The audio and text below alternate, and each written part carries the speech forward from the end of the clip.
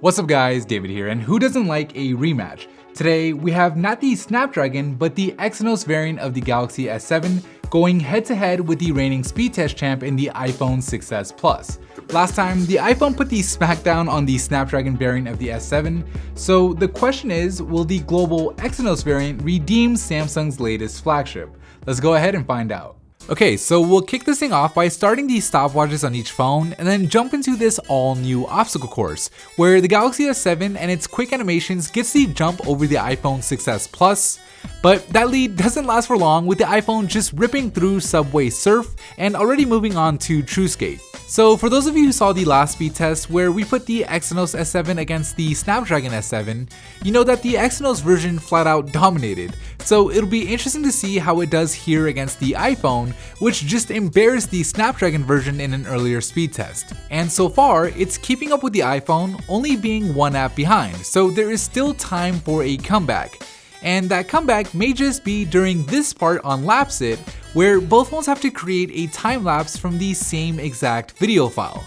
But two cores or not, the iPhone blazed through Lapsit at what looks like what was a much faster rate than the 8-core Galaxy S7, putting it a full 2 apps ahead in this speed test. So if the Galaxy S7 is going to make a comeback, it's going to have to do it soon, as the iPhone 6s Plus has proven that it can handle multitasking without breaking a sweat in the second lap. Which, speaking of, the iPhone 6s Plus is about to enter, with it finishing the first lap with a time of 1 minute and 12 seconds, with the Galaxy S7 right behind it clocking in 8 seconds later with a time of 1 minute and 20. So in the second lap, it usually comes down to which phone can keep more apps ready to go in the background. But because of the lead the iPhone built for itself in that first lap, even if the S7 had all the apps ready, it'll still take the iPhone fumbling on at least one app in order for the S7 to pull off a last-minute comeback.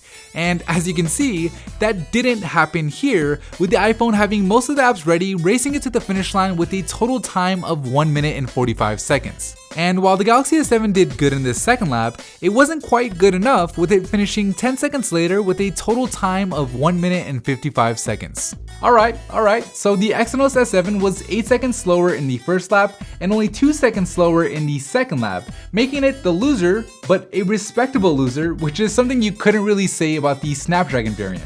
But nonetheless, the winner and still FOMO style speed test champ is the iPhone 6s Plus. Thank you guys for watching, and as always, I'll see you in the very next episode.